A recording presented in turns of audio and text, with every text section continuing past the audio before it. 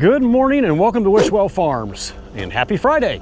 I keep a bungee cord on this door because it swings inward, and we had a lot of wind yesterday and I have seen it blow open on me before.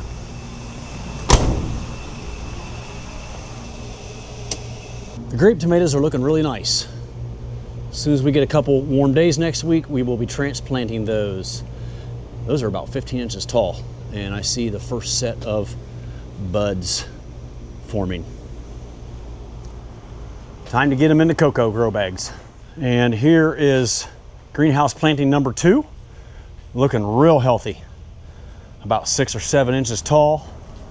And I'm guessing we'll be putting bamboo stakes on these here real soon, or they will start falling over on me probably.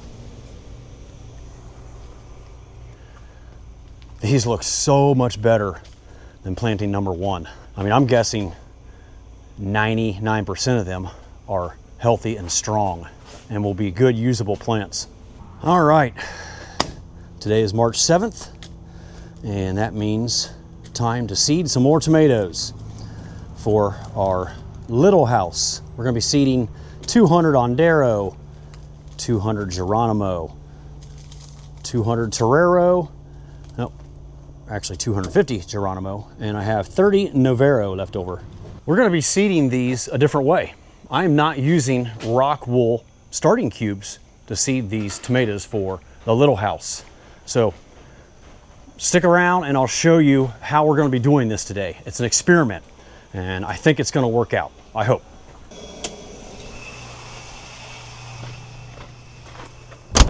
Before we seed, I think we're gonna hang some more strings in greenhouse number 1.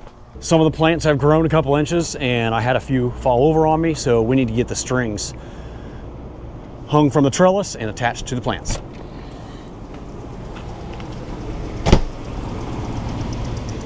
You probably can't tell any difference yet, but I can. They've actually greened up and grown a couple inches, and I see the buds forming.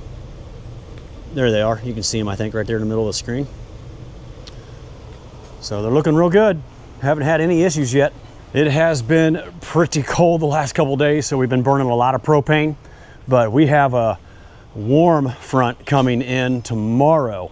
We're still going to dip down below freezing for the next 2 nights, but it's supposed to slowly increase in temperature throughout the day over the next 2 or 3 days, all the way up to 62 degrees here in about 4 days. So really looking forward to those spring-like temperatures, and I'm sure some sunshine is going to come along with it, and these things will really take off and we'll be burning less propane, and that's always a good thing.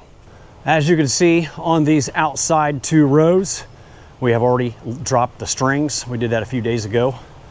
Emma will be here in a few minutes, and she's going to start clipping the strings to these plants as I hang and lower or drop more strings in the rest of the greenhouse. We would like to get them all clipped up today because these things are really going to start taking off fast, and I don't want to waste my time putting bamboo stakes in if it's not necessary. So we'll get them clipped up right away, and then they'll be held up and I won't have to worry about them falling over on me over the weekend or early next week. All right, this is a box of tomato hooks from AMA Plastics, AMA Horticulture in Ontario, the JS system. There's 9 meters on the hook and 3 meters of drop string. 383 in this box. So several years ago, the hooks would come with the drop string on the hook. There was like a little extra little piece of metal on the end of the hook, and the drop string is wrapped around it, and you just had to slide it off and it would fall. But now I'm getting a different brand, and the drop string is all laying here on top of the hook. So you got to be careful the way you pull these out of the box, or it becomes a big tangled mess, and you have to end up cutting them all to get them free of each other. So I'm going to grab these, lay them out, and I'll show you how I cut them to length. So I just found one of my old tomato hooks from several years ago. You can see the different shape of the metal hook. So these are the new ones that has the drop string wound up separate from the hook, and this is the old style where the drop string would be wound around this little metal extension. So the 9 meters of extra string would be on the hook itself, and you just popped it off and it would drop. And it was a lot easier to avoid getting a tangled up mess using that style. All right, here's my bundle of probably 25 hooks or so. And this 9 meters of string is too much for me. Now the standard commercial greenhouse, you know, the ones that are acres and acres, they're trellised a little differently than mine. They're not usually grown in beto buckets. They're up off the ground and trellised probably 14 feet off of the greenhouse floor, at least. So they need this 9 meters, but I do not. So that's like 9 feet. I only need like 7 feet. So I'm gonna have to cut some off the end of this tail here. So I'm gonna grab one that I already hung that is the right length and set it there as a template. And then I know, there, see how much shorter that is? This is how much string I don't need. Believe me, I wish my tomato plants were that high off the ground, because it would keep the ripe fruit away from the ground and up above the bucket. Because once these things are all ripe and we start picking, they're always ripe down here. And it's a little bit of a pain harvesting off the floor or right at the bucket level. A lot of stooping. So I'm gonna cut it just a few inches longer than my template, just to make sure I don't have to unwind anymore. So there's the extra string that I don't need. Probably, it's not quite a meter, but 2.5 feet. Then I'm gonna carefully grab this bundle. I wanna make sure all the strings are kind of hanging down. I do not want this to be a tangled up mess. So we have 615 plants in this greenhouse, and I am hanging a string every 16 inches. I've gotten a lot of questions in the past about the spacing of my buckets and my plants. So there you go, they're 16 inches apart. And one plant from each bucket one goes one side and the other one goes to the other side. So if I didn't cut the extra length of string off of these, it would be hanging out on the floor in the aisleway and, you know, possibly get tripped on, or, you know, and then it could pull the plant and damage the plant. So, and we have wrapped them back up before to save that string. You know, you just wrap them back up on the spool and then you get a little more length of string to last you longer in the season. But like I've mentioned in prior videos, I get 2 seasons out of one spool. So wrapping up an extra 2.5 feet is not gonna really benefit me to make it worth the while, to make it worth the extra time to wrap them all up.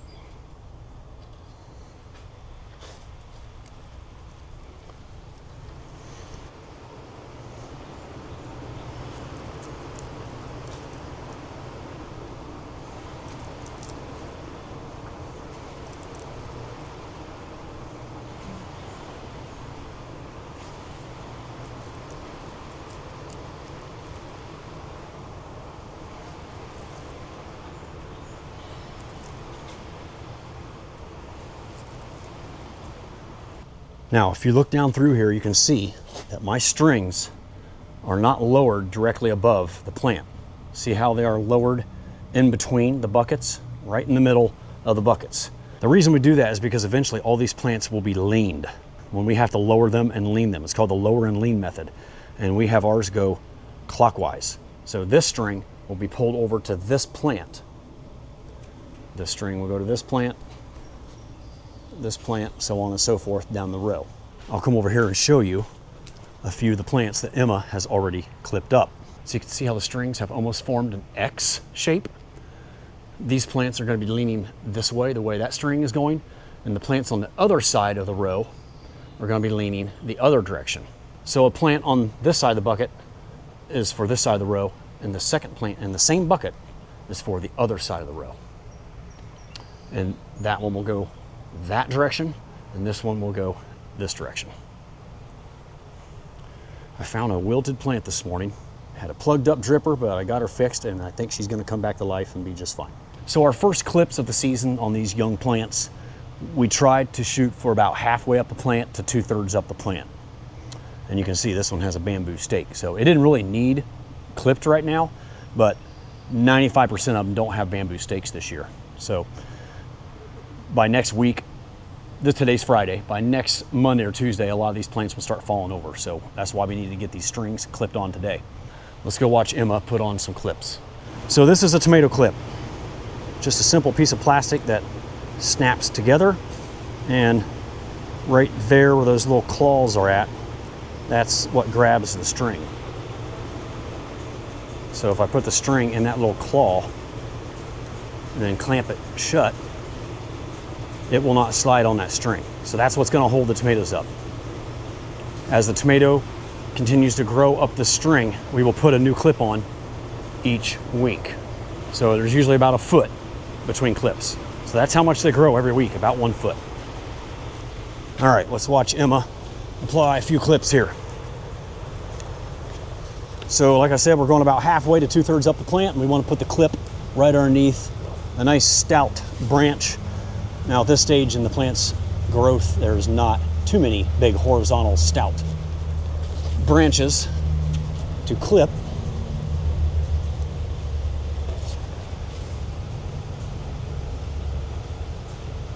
So she's grabbing the string, pulling it down to the proper position, and then she knows exactly where to snap the clip around the string. And you may notice she's doing the plant on her side in every bucket. So this one, and then this one, and then this one, and then the ones on my side where I'm at will be pulled the other direction. Boy, that's a little runt right there. Ones that are that small, we normally don't clip, but you know, since we're clipping today, we're just gonna go ahead and do them all.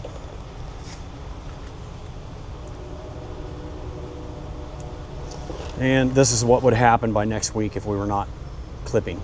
See how they all fall over, and then the plant wants to start growing up towards the sunlight. So we need to get a string on these fellas right away.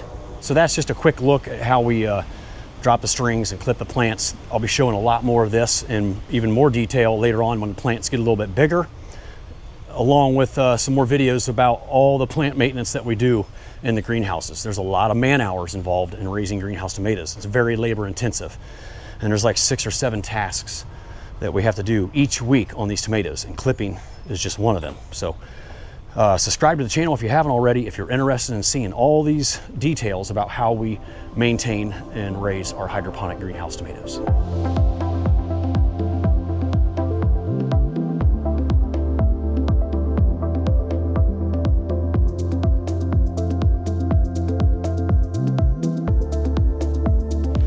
All right, we just finished up stringing tomatoes. Everything went well. Heading down to the grape house now to check out the cocoa core grow bags to see if they're fully hydrated and ready for transplanting.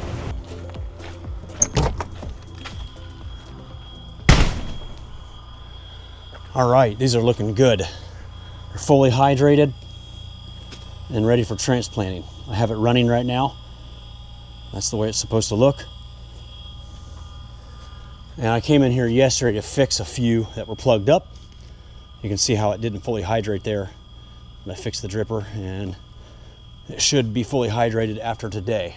Here's 2 in a row that did not hydrate yesterday or the last couple of days. So, you know, I fixed the drippers. You can see it's flowing well now, so it won't take very long for that to get fully hydrated and ready for transplanting. It's a little cool in here today. 52. That's not bad with no heat. So to be 20 degrees warmer in here with no heat turned on, it's pretty incredible. And it's not even sunny out. It's mostly cloudy. So if you didn't see these the other day, this is what a compressed slab looks like. It's the way they're shipped. Just weighs a couple pounds. And then after they're fully hydrated, you know, they swell right up. It only took a day. And this is what coconut core husk looks like. A great growing medium, that's for sure. So we'll be setting our grape tomatoes right into those little square holes and then popping the dripper into the rock wool cube. So I may have mentioned this a time or two in some past videos, but I think I'm gonna start trialing some new products other than rock wool. I mean, rock wool is a great sterile, inert growing media, but I think I'm gonna try some Jiffy products next year. I've experimented with Jiffy before. Someone even suggested trying some Perlite grow bags. I've tried those before too. I like the cocoa grow bags better, but I want to move away from using so much rock wool cubes because I have to dispose of it in the dumpster. It doesn't burn and I don't want to bury it because there's a plastic wrap around it. So I think I'm going to try some Jiffy products or maybe something new next year. So if you have any suggestions, put it down in the comments below and I will look into it, because I'm wanting to do some experimenting next year and see if I can find something a little cheaper, maybe easier to use and easier to dispose of at the end of the season. All right, glad to see these are just about ready to go. Early next week, as soon as it warms up, probably Monday, we'll be bringing the grape tomatoes down here to get them transplanted. All right, we're back in the starter house and we're gonna seed about 650 more tomato seeds for our small house that holds about 500 plants. So this is a 4-inch rock wool cube. And the little hole in the middle is what we put the little seedling in. Oh, here, I'll just show you. Over here I have some seedlings that are just about ready to be transplanted. So these are the 100 count starter slabs. And if you haven't seen these before, they have little tear-offs. They're 1.5 inches and they go inside the larger cube and it'll stay in here until we're ready to transplant it into the Beto buckets. So I am just about out of these starter cubes. And because I don't have enough for today's seeding, we're trialing something new. These are leftover trays from my Ellipots that I get from AMA Horticulture in Ontario for planting our seedless watermelon. They come preloaded with like a little Jiffy cube looking thing with a little sleeve around it, and it works great for growing and transplanting seedless watermelon because they have really tender roots. So we're filling these with dirt. You can see here we have some of them filled, and we are going to seed our tomato seeds right into the starter mix on these Ellipots, and then we'll use an empty tray to pack them down to the proper level, cover back up, germinate them, and when they're probably, I don't know, 4, 5, 6 inches tall, whenever they have a good enough root system to pull out, we will transplant them into these cubes. So we're just pulling our germination mix into the Ellipot, filling it loosely, and then brushing off the excess dirt, bringing them over here to the table where we're going to seed.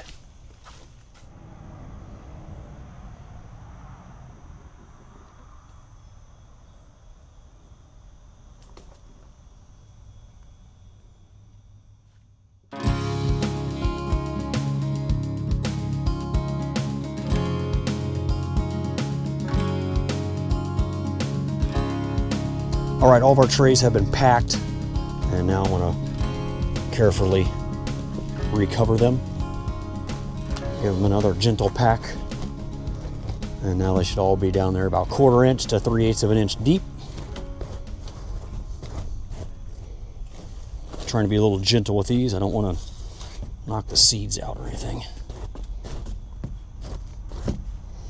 And then we'll get them all lined up and give them a good watering and put them on the germination mat.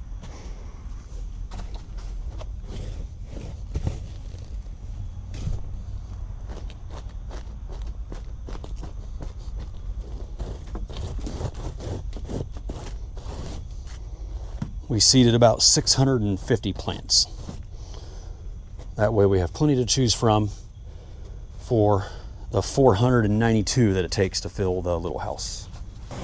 All right, we just finished seeding these 13 flats. I'm gonna go over them really quickly and lightly.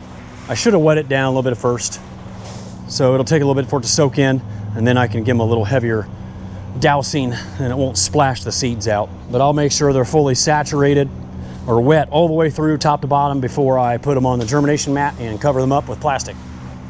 So just a quick light watering. Let it soak in again. I do like a tic-tac-toe pattern. I'll go this direction, then I'll go this direction just to make sure they're all equally wet. These are pretty shallow cells, so it doesn't take a lot of water to get them fully wet.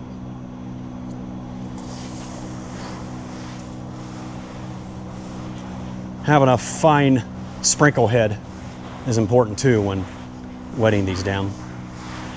All right, I'm gonna let those soak a little bit before I water them again.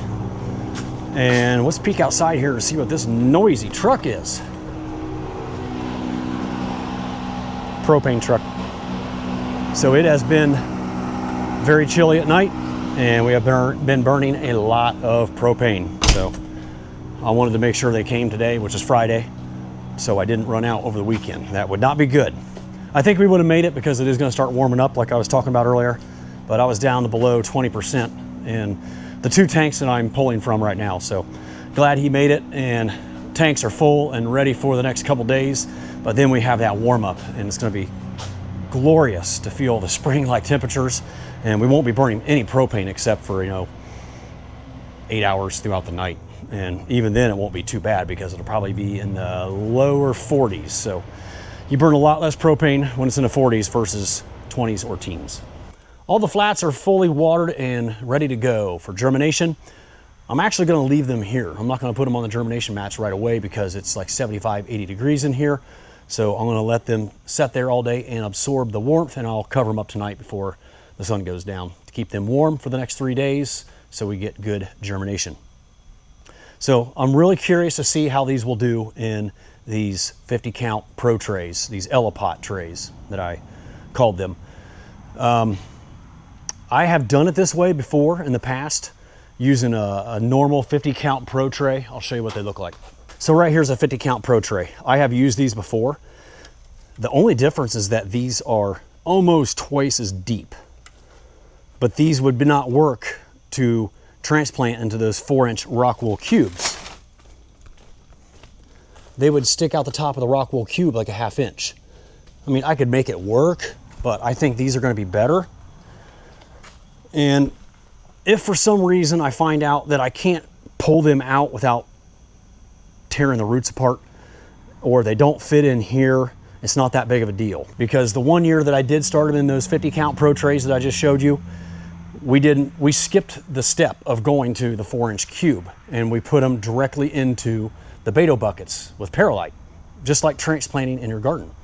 We treated the perlite like soil. We just stuck that 50 count pro tray plug right down in the perlite, and it worked great. The reason I don't do that earlier in the season is because this takes up a lot more space when you only plant in a 50 count tray, and I need more. I wouldn't have enough space in my basement on my germination mats or under my grow lights. So I just always have used the rock wool. But if I can get away from using rock wool, that'd be great. So we're really looking forward to seeing how these perform.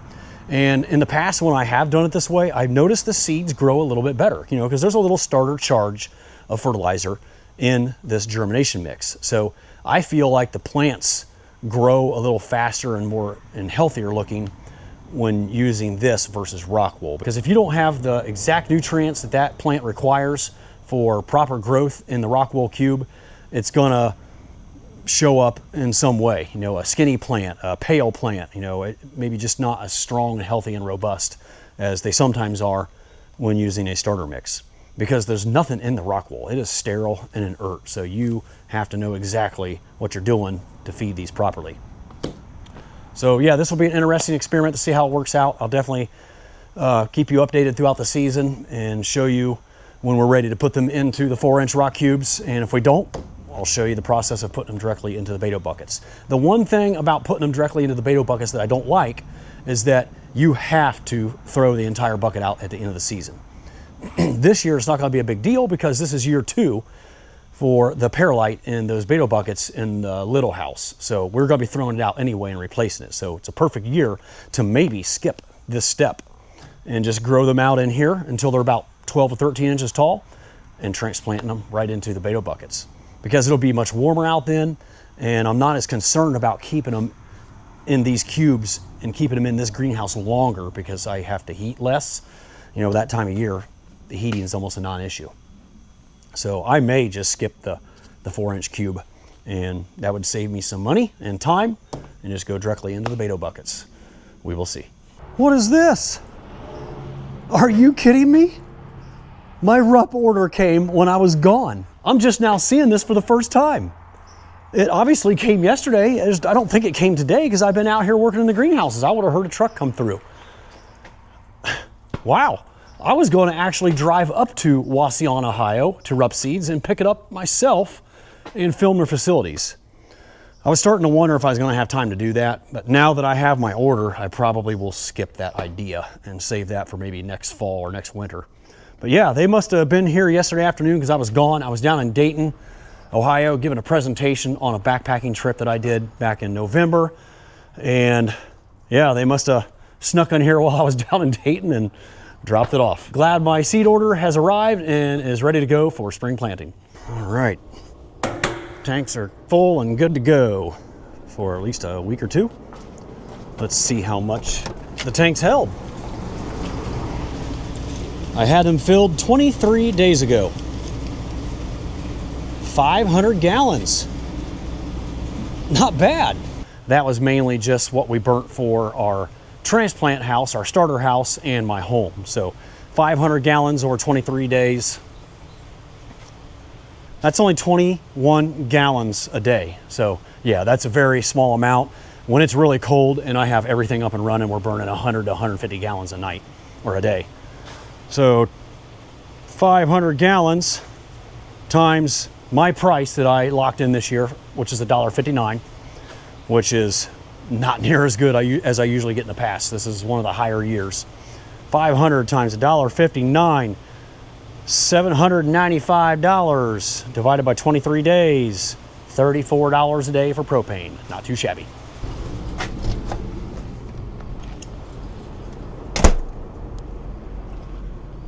Boy, does it feel nice to be able to walk outside in a t-shirt and not feel uncomfortable.